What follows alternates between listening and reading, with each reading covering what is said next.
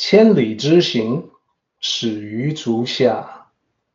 A journey of 1,000 miles begins beneath the feet. We now gather in the Tao to travel the journey together.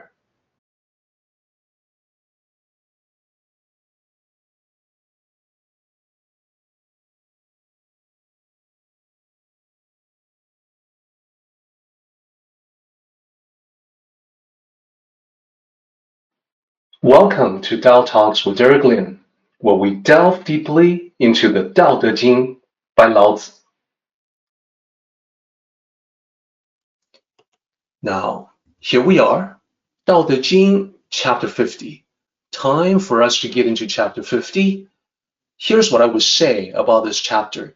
This is a chapter where accuracy really pays off.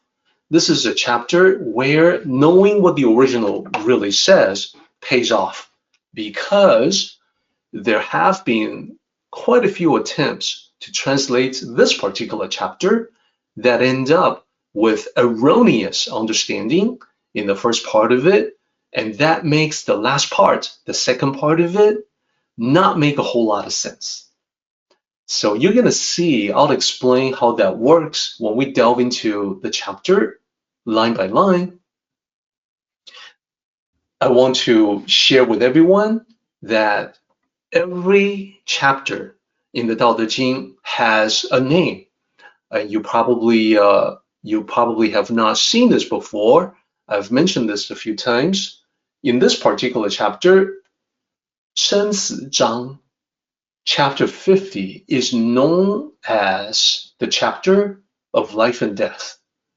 That is, it's a chapter focusing on the topic of life and death, or if you prefer, the Tao of life and death. So it is often misinterpreted, and yet when you really understand its message, it's sort of like a light bulb turns on. The message, retrospectively, seems so simple and obvious. You may find yourself thinking, when you have that level of crystal clear understanding, you may find yourself thinking, how can anyone misunderstand? So that is the value of the correct understanding. When you figure it out, everything falls into place. And you begin to see the Tao was always meant to be clear, unambiguous. It never was supposed to be mysterious or vague. The mystery, the vagueness and ambiguity that we see in the West associated with the Tao largely is a result of the language and cultural barrier. Those barriers prevent quick and easy comprehension. So that is why we're gathering together to do what we do. So let me go ahead and, as a start, read this chapter for you from line 1 all the way down to line 15. Coming into life, entering death. The followers of life, 3 in 10. The followers of death, 3 in 10. Those whose lives are moved toward death, also 3 in 10. Why? Because they live lives of excess. I've heard of those who are good at cultivating life. Traveling on the road, they do not encounter rhinos or tigers. Entering into an army, they are not harmed by weapons. Rhinos have nowhere to thrust their horns. Tigers have nowhere to clasp their claws. Soldiers have nowhere to lodge their blades. Why? Because they have no place for death. So this is a straightforward, quite literal translation from beginning to end. Despite the simplicity and brevity of language, there's actually a huge amount of complexity just beneath the surface. So we'll get into all that complexity line by line. For now, we need to do a sectional analysis. And this is where we identify the common characters from one line to the next. So we can tell, we can gain sort of a X-ray vision into the underlying structure of the chapter. In previous chapters, we have seen chapters that are divided into 3 sections, or the last one divided into 4 sections. How about this one? Well, it's got 15 lines, so this is a little more than the 8-line chapters that we have seen recently, in recent weeks. Those were divided into 4 or 3 sections sometimes. So let's take a look at this. So if you take a look at the characters, the Chinese characters to the left-hand side, I think right away you can identify some characters that repeat from one line to the next. So let me highlight the easy ones. There are other repeating characters, but I just want to highlight the important ones. So as you can see, lines 2, 3, and 5, they all have 3 repeating characters. They end on the same 3 characters. 十有三. So the 3 characters are all translated the same way, 3 and 10. Now, when we say 3 and 10, it's actually the reverse order of the Chinese. In Chinese, it is expressed in the opposite way, that 10, there are 3. Out of 10, there are 3.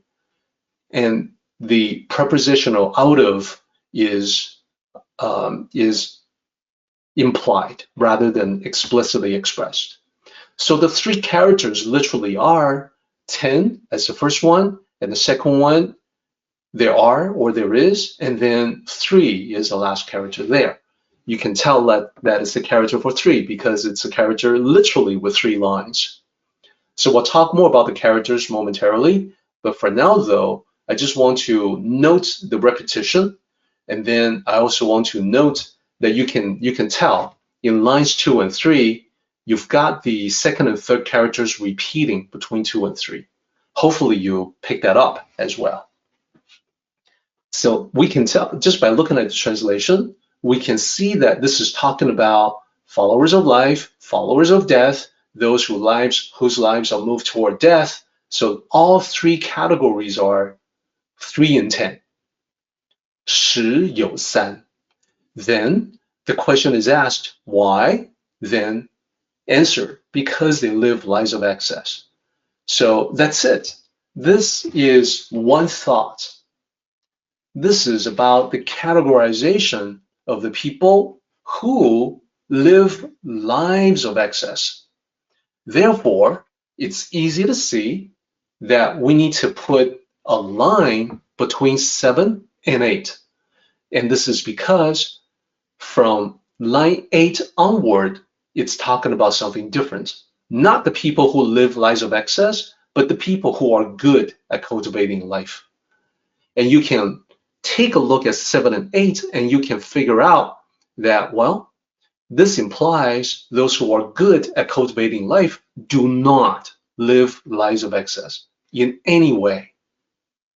So then let's take a look. The first part from 1 to 7 would be section 1. So what do we have below? Well, looking at this, let's see if we can pick out some repeating characters. So there are some characters that repeat themselves. And now they're shown as red highlights. So you can tell 11, 12, 13 have 2 characters in common, and later on in the chapter, later on in those same lines, the second to last character also repeat, as you can see. So these 2 characters that repeat, they basically say that they have nowhere, no place to do damage. So you can see have nowhere to in the English that repeat those three words repeat themselves in lines 11, 12, and 13. And we can also take a look at 9 and 10, and we can see that both have a negation right in the middle, suggesting a poetic construction. Then, finally, we have a similar situation as the first section. We have the question being asked, why? And then the answer to that. So now it becomes clear. We have matching questions in the two sections as the second line before the end. So if I were to show that, it would look like this. So matching constructions in the two sections, and this makes it clear that this chapter is meant to be divided into two halves. First half and second half. Top half, bottom half, if you prefer. So now let's delve into the meaning of the lines. I want to stress and emphasize the first line. First line you see here, coming into life, entering death. Only 4 characters. That seems pretty simple, right? Well, it actually hides a lot of complexity, deep and profound meaning, as I hope to illustrate when we continue. First of all, here's the pinyin, 出生入死. So what do those characters mean? Well, literally, 出 is to come out. 生 means life or birth, the second character.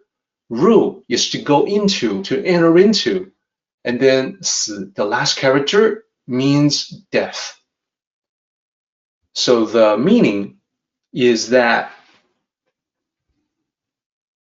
this is the Tao perspective. To say that you come out of birth, this implies a transition.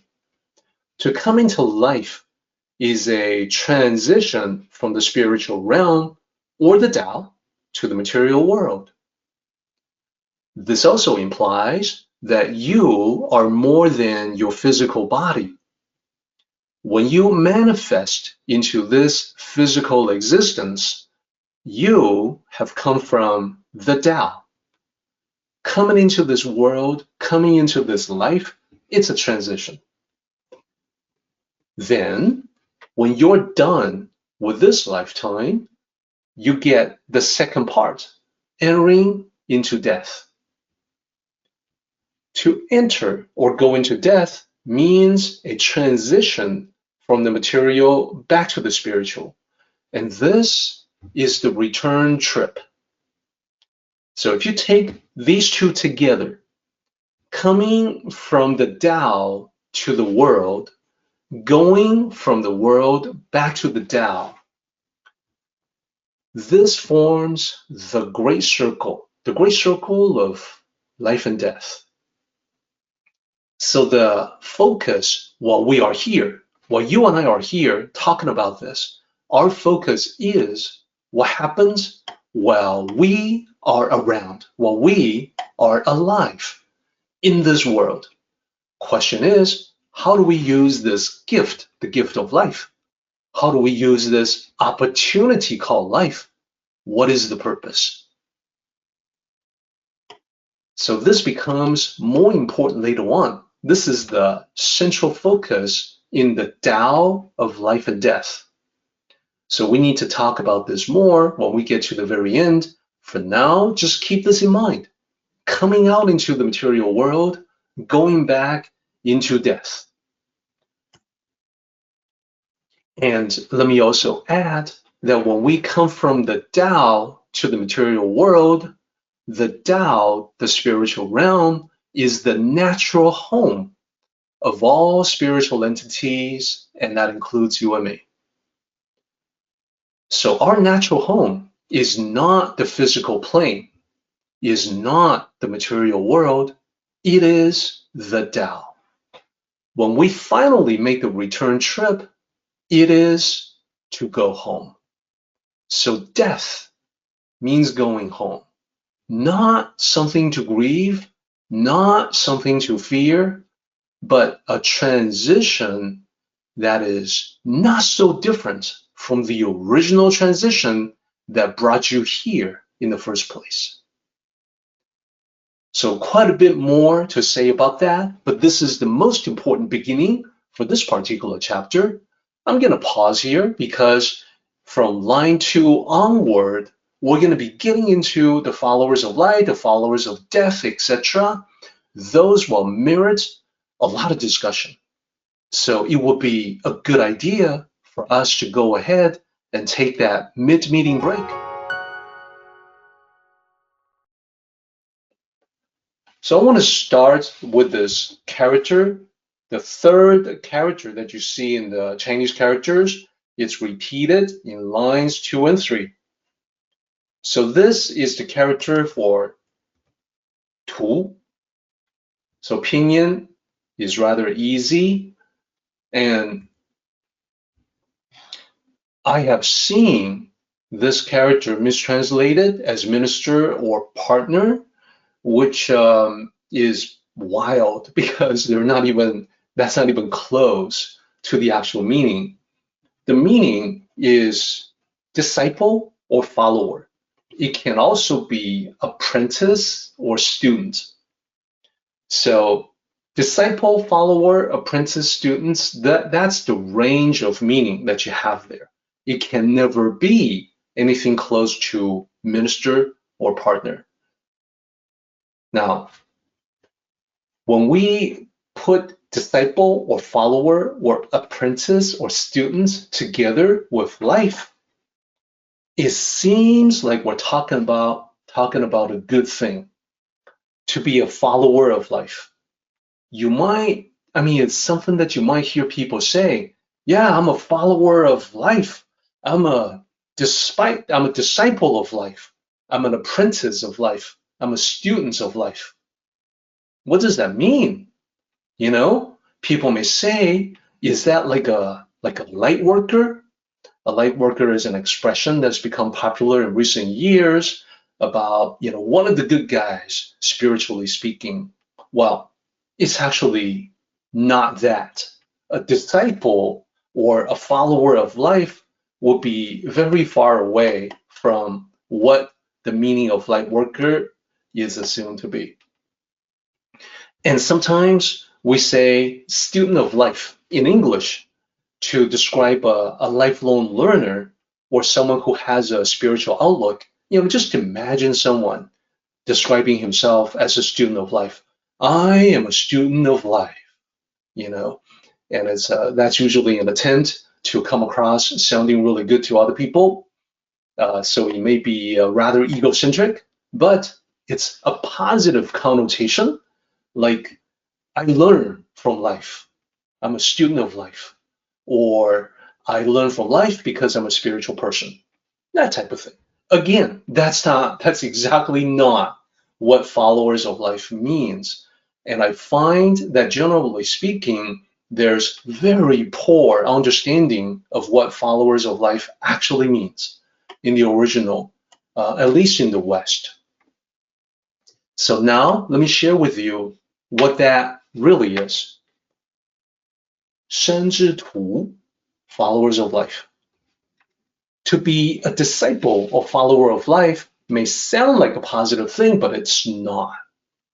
Laozi is trying to express a negative concept. People who cling to life excessively. People who hold on to life in an excessive way.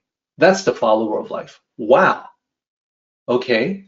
It may be the complete opposite of what we expect, especially as we come into it from a Western mindset. Student of life, follower of life. That sounds pretty good. No, it's actually not good. Laozi is saying that this is one kind of people that is not living in accordance with the Tao because they cling to life too much. Important to understand. Let me further illustrate the subtle aspects of this idea.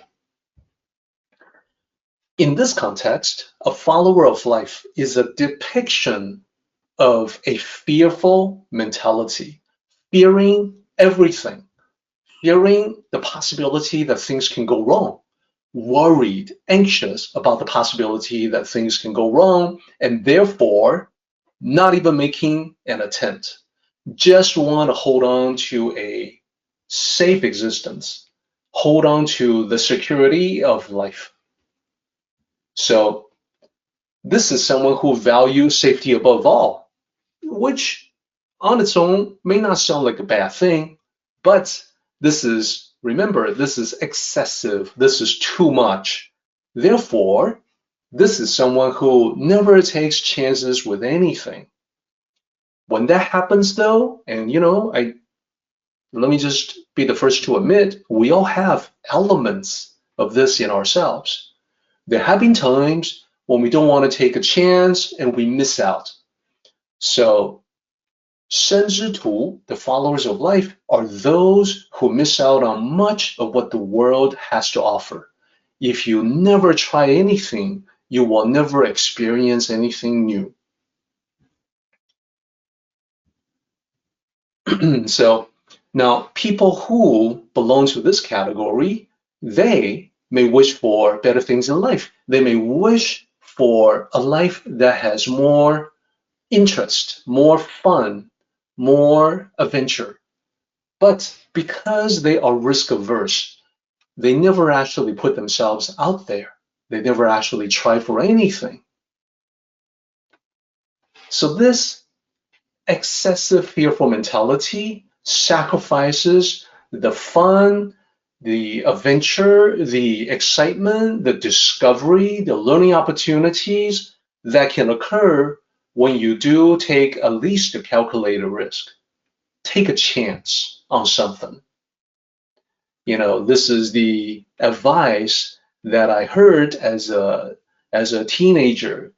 If there's a girl that you like, but you never ask her out, you will never find out if she might say yes.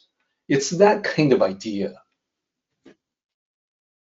So the trade-off is increase in security or a decrease in the zest for life. The zest for life, you know what I'm talking about, the enjoyment, the memorable experience. The fearful mentality is more like retreating, more like hiding, more like being alarmed, jumping at shadows. So from the perspective of Lao Tzu, to live like this is a wasted opportunity. Lao Tzu is all for being safe and secure, but not so much that you miss out on most of what living life is all about. I hope that's clear. Let's continue on. I want to tackle the 3 in 10. First, I want to single out the character for 10. So in Chinese, this is 十, 十 meaning 10. So just by coincidence, this is actually similar to the Roman numeral, and that's not X there. People will say X, but that's actually just said as 10. So the Roman numeral 10 looks like an X, and the scheme is similar. It's an easy way, it's an easy mark to make. And because for human civilizations, the number 10 comes up a lot. It's used a lot, in grouping products, in counting people. So you want an easy, simple way to make that mark in writing. So both the ancient Romans and the ancient Chinese came upon the same solution, and that's to make that cross symbol. And because it looks like a cross symbol in Chinese, it is often used in similar ways as cross in English. So here I've got the 3 characters, 十字架. That just means the Christian cross. So let's talk about the 3 characters together. Now you see that the first character is 10. The second character, 有, means to have, has, there is, there are. And then the last character is 3. So putting that together, you can tell it means in 10 or out of 10, there are 3. 3 in 10 is the simple way to put it. So 3 in 10 is a translation that I chose because when I say 3 in 10, that's a 3-word translation for a 3-character expression. If instead of 3 in 10, you want to say out of 10 there are 3, that's more verbose, but it's accurate. Now, what it does not mean, some people who don't really know ancient Chinese look at 10 here and look at has and look at 3. They will say, well, 10 plus 3 is 13. So they translate 十有三 as 13, which is wrong. And I don't know how to tell you that this is not a matter of opinions, not a matter of scholarly debates. It's just wrong. There's also another group that translates 3 and 10 as 1/3. No, it is not 1/3. 3 and 10 would be what we call 30%. 1/3 would be 33%, 33.33%. So what Lao Tzu is saying is that out of 10 people, I see 3 that usually play it safe. I see 3 people out of 10 who are usually cautious to a fault. That's what it really means. So let me bring that up as a bullet. The meaning is 3 out of 10 or 30%. So when you watch for translations that say 13 or 1/3, that's another useful way to pick out translations that are not accurate. If they make a mistake like that, there's no telling what other mistakes they will make.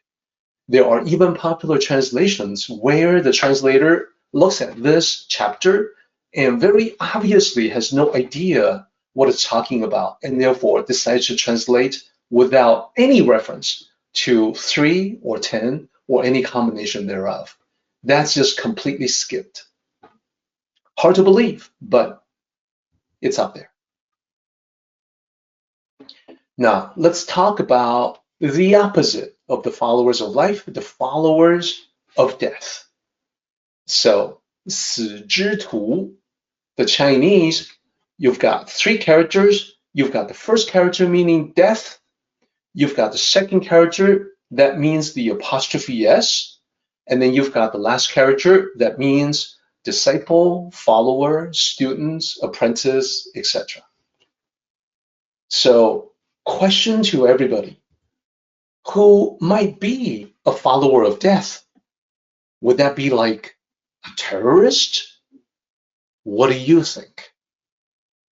And let me pause for a moment in case anyone wants to chime in with an opinion. What is a follower of death? Hint, it's actually just the opposite of the follower of life, as you can imagine. So, and I can see that there's definitely appreciation that people are actually understanding or, coming into alignment with the way that Lao Tzu thinks about this topic. A follower of death is the opposite of follower of life. Instead of being excessively cautious, these are the excessively reckless.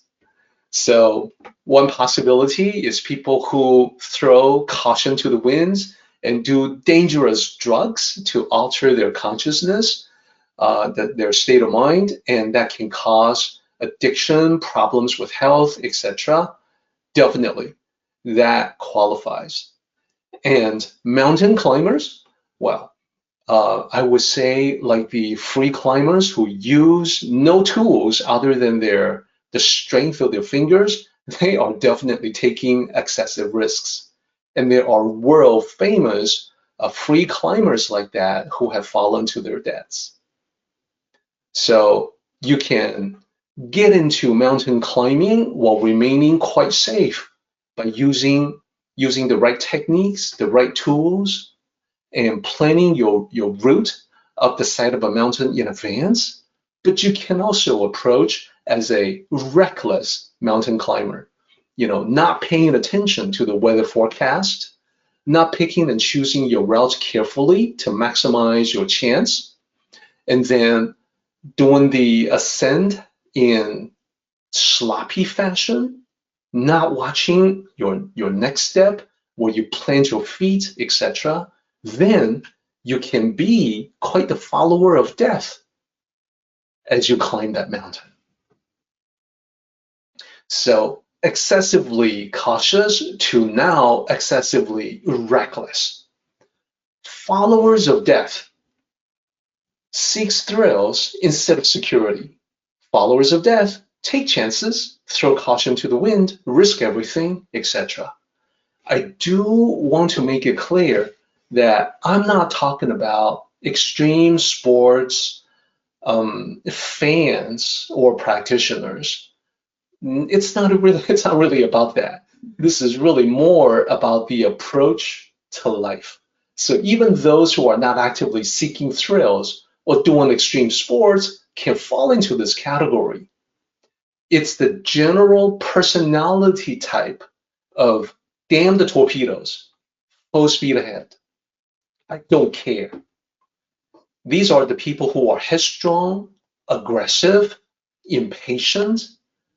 These are the ones who don't bother looking before they leap. Do you know someone like that? Oh yeah, you know a lot of people like that. Even if they don't climb mountains or bungee jump or skydive, they still fit into this category because they do not look before they leap. They take more risk than they have to. It's not just the adrenaline junkies, it's the people who are careless. Okay, good. I think we have a good understanding of the first two categories now. So Lao Tzu says, in that group, the headstrong, aggressive, rash people who don't pay attention, well, there's also 3 in 10. Out of 10, I also find, Lao Tzu says, I also see that there are 3 people like that. And this is a similar distribution as to followers of life. So then by now, we've got observing people, we've got out of 10 people, 3 of them too cautious, 3 of them too careless.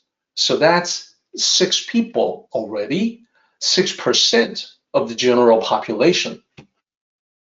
So question, the people who are too careful and the people who are too careless, what is the commonality between them?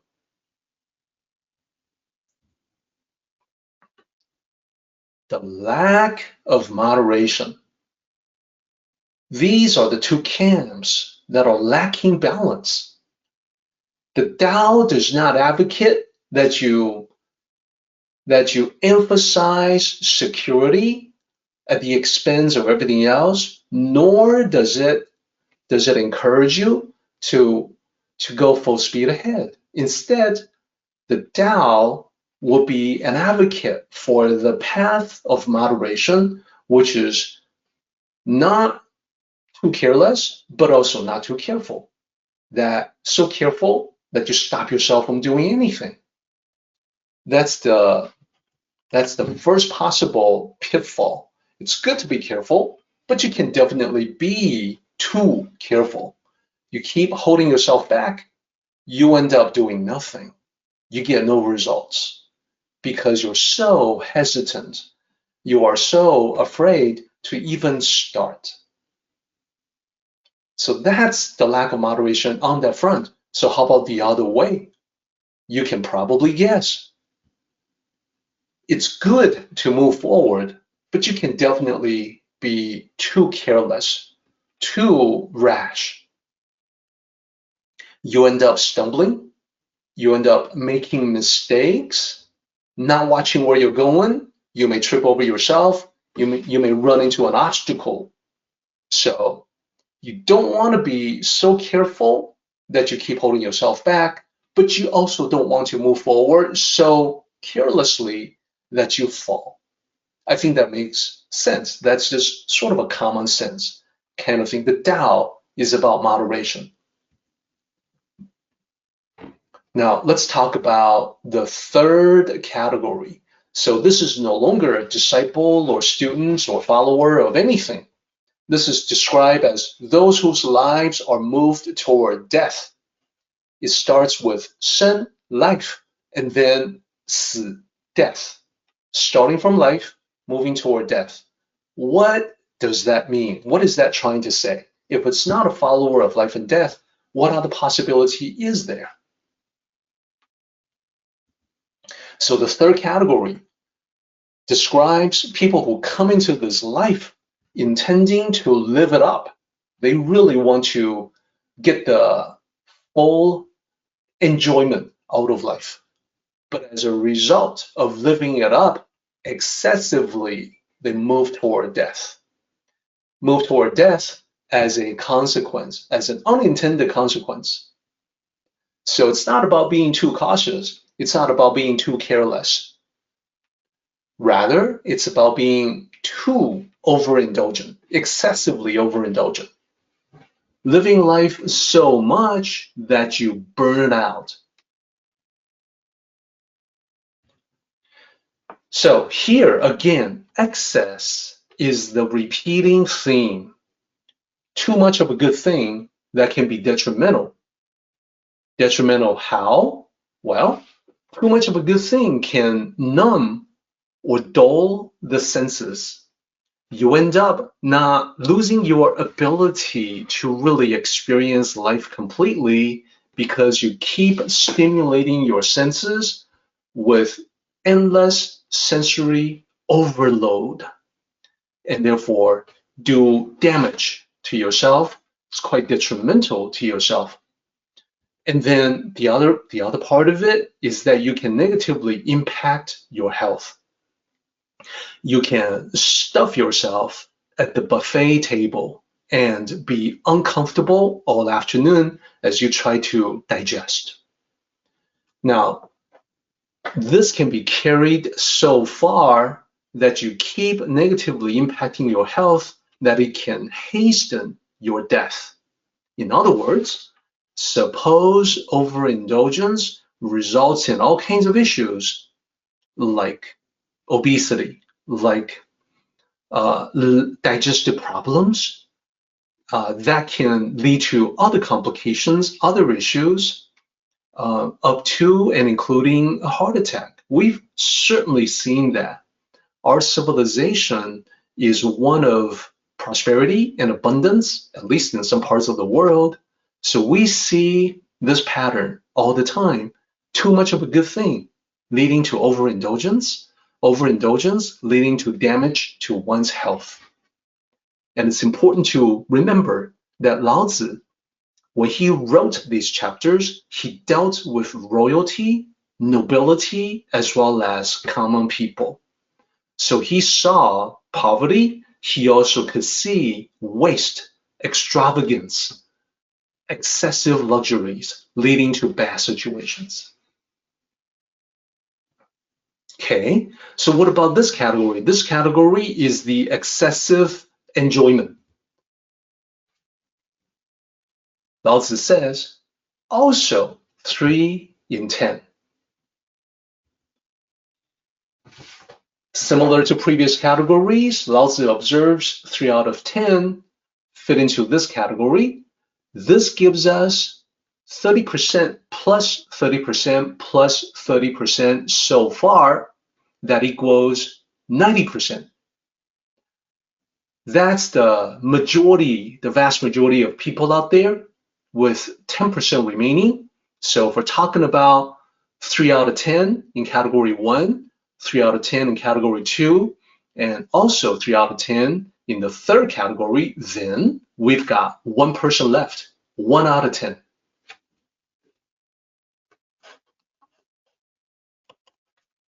So I think, I think I'm blessed to have a very astute audience.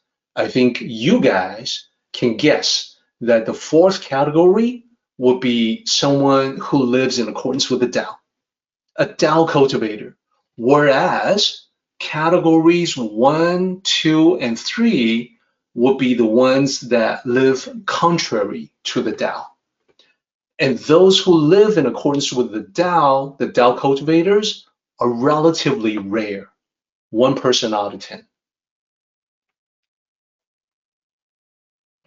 So I think you can also guess that this 1 person out of 10 will be someone who moves forward in life with a speed that is not too slow, not too overly cautious, but also not too fast, not unsafe. So fast that it's unsafe. And you can also tell that this will be the person who enjoys the simple life. So let's go ahead and bring that out. So a couple of bullets here. This makes a lot of sense. The 1 person out of 10 being the Tao cultivator, because the Tao cultivator would move forward with a speed that is not too slow and not too fast. Too fast, it's unsafe. Too slow, you get nothing done, you get nowhere. So that's one part of it. That's the opposite of the first 2 categories. The 2 categories where it's either the followers of life or the followers of death. And then the other part of it is that the Tao cultivator is someone who enjoys the simple life, who practices the Pu principle. Pu is the principle of simplicity in the Tao. It says less is more. In modern times, we have seen people emulate that when they try to be more minimalist in the way they live. So Tao cultivators pull back, refrain from over-the-top pleasures, physical sensations that can dull the senses and lead to negative side effects in terms of one's health. So what we're saying here is that the 1 person out of 10 will be the exception to the first 3 categories. So then the question that Lao Tzu asks is, why? That's line 6. So let's talk about this.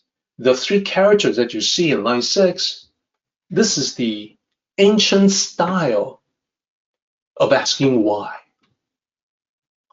This is equivalent in Shakespearean English as wherefore, which means why.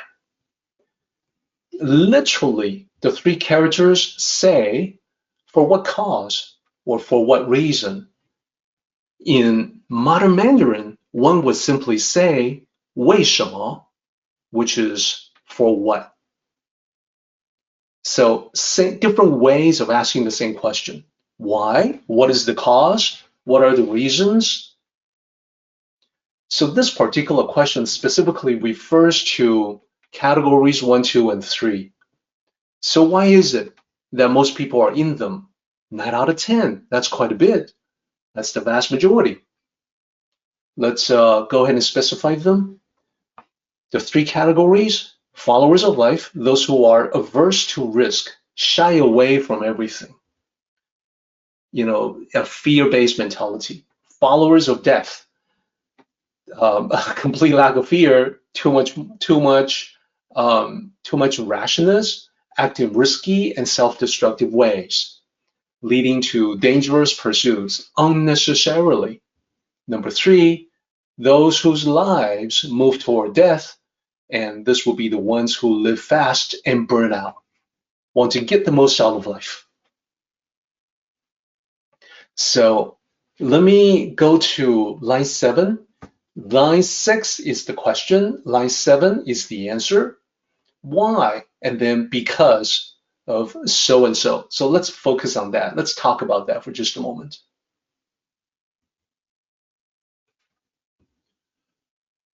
So the first thing that we want to do is to single out the last character there. This character is 后.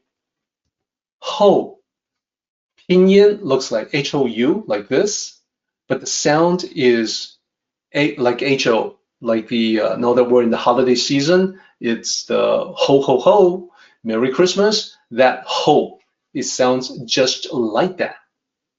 What it means is thick. Here, in this context, it's got a related meaning, which is excess, excessive, too much. And just by coincidence, we actually use the English word thick in a similar way. When we say in the thick of it, the thick English word means the most active of intense part of something. So if I say in the thick of battle, I'm talking about the most intense or the most active part of the battle. So here, it's talking about too much, excessive. And as we have talked about, the three categories are all defined by excess. Excessively cautious, excessively risky, excessive living, excessive enjoyment. Excess is the key, the commonality that tie together all three. So now let's take a look at the entire line. Because they live lives of excess. So all three categories are defined by excess. And the Tao in life is the path of moderation, not the path of excess. It's the avoidance of extremes. Of course, I want to kind of pause for a minute and note that in most cases, because the Tao is not well known at all, in most cases, a lot of people don't even know that there's a better way. They just live in the way that they know, having no idea that there's this thing called the Tao. And I think that's quite tragic. I think we're lucky to be able to gather together to talk about this. I think it's tragic that there's a lot of people who still don't know. And that situation hasn't changed a whole lot historically. The Tao was not well known in ancient times. It was woven into religion in ancient China. So throughout ancient Chinese history, people approached it in that religious way. But the path of the Tao itself was relatively not well known. And it is still not well known today.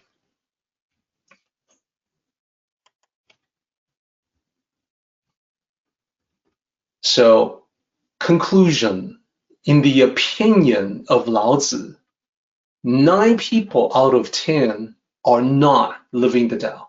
And this should not be a surprise because, as I mentioned, it is just not that well known. If you talk to random people about it, they probably don't really know what you're talking about. Okay, so I can see that we need to move toward our summary for today. It's a great discussion to talk about the 3 categories, but I also want to at least mention the last category, category number 4, because it makes our summary today, it makes it much more sensible, much easier to understand. Category number 4 starts from line 8. If you had mistranslated 3 in 10 as 1/3, then you don't know that from 8, you're talking about the 1% out of 10. Because when you have 3 parts, each one being 1/3, then that's it. That's the whole thing. But here, we're talking about the last category, those who are good at cultivating life. So 1% out of 10 is uncommon. And this is maybe a chance for us to kind of pat ourselves on the back. We are practicing something here that is relatively uncommon, and perhaps it really is true that we as a group would be more like 1% out of 10, although I suspect we may be even fewer than that in number. Now, uncommon, yes, but Laozi acknowledges that a few people out there have definitely mastered the art of living the Tao life, or perhaps mastered the art of living life, and whether you call it the Tao or not, that will be inconsequential. I like to describe it as the Tao life. So from line 8 onward, Laozi uses 4 lines to describe this one person out of 10, the Tao cultivator, using metaphors. So the importance of the one person out of 10 is that the final category, 4th category, is living in accordance with the Tao, which is why Laozi uses the entire second half of this chapter to describe them.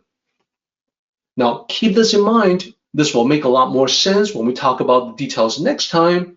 These metaphors are not meant to be taken literally, but they describe social situations that are connected to human nature. They apply in ancient times, and they are very applicable for us today. So you can see a little hint of it even on this slide. You can see that we haven't gotten to line 9 or line 10, traveling on the road, rhinos, tigers, army, weapons. None of these are meant to be literal. These are all meant to describe what happens in life. So next time, we're going to talk about traveling on the road, meaning the journey of life.